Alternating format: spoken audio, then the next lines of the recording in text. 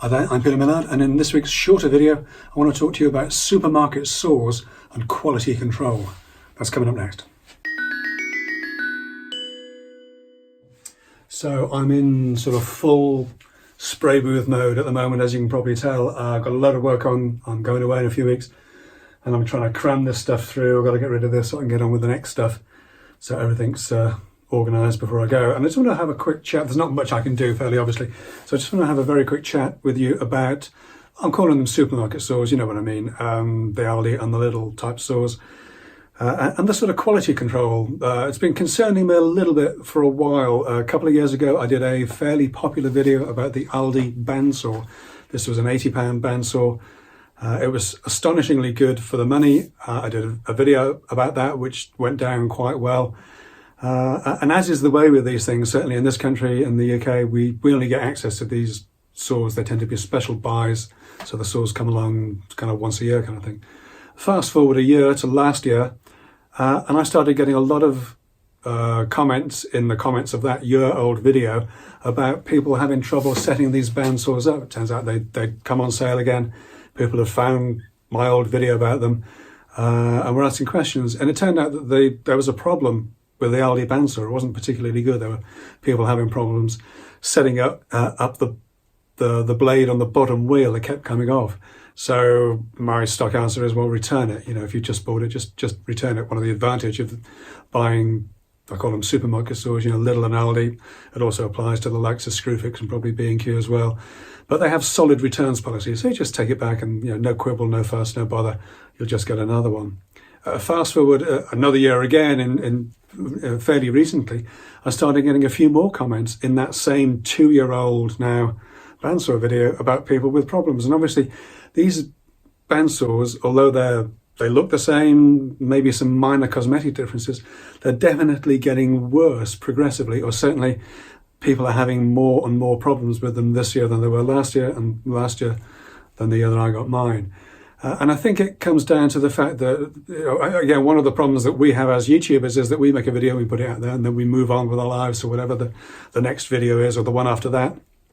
These videos hang around for a while, and people might find these not realising that these are 2-year-old videos and think that they're still current.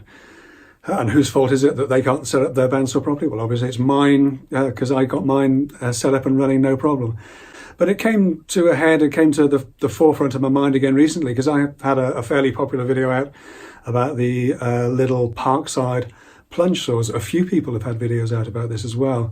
In particular, Tim over at Restoration Couple. If you don't know the Restoration Couple channel, go and check it out. It's a great channel.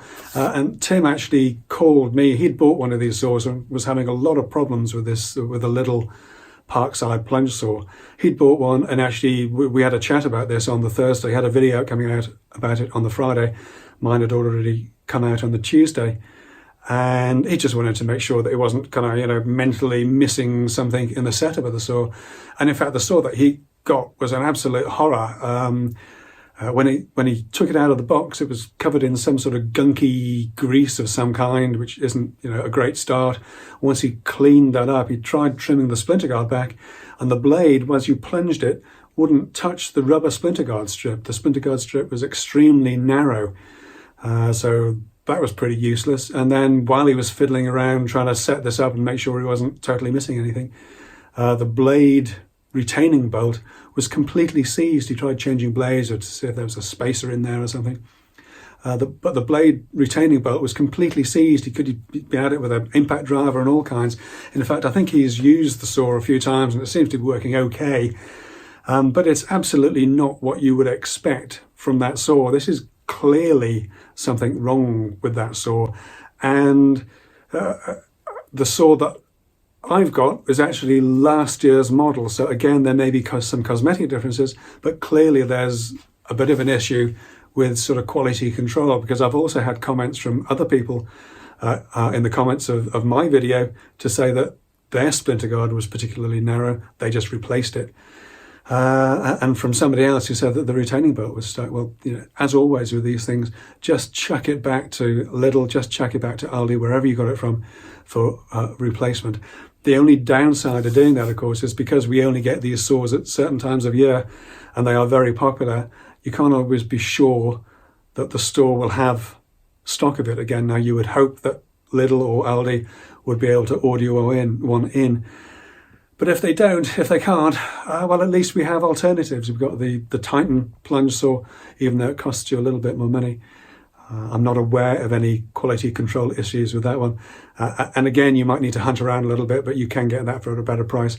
Also, B&Q do their own version of that one called a McAllister, which is their own brand, which is they're knocking out at a good price as well. So there are alternatives around there if you can't get the exact saw that you want.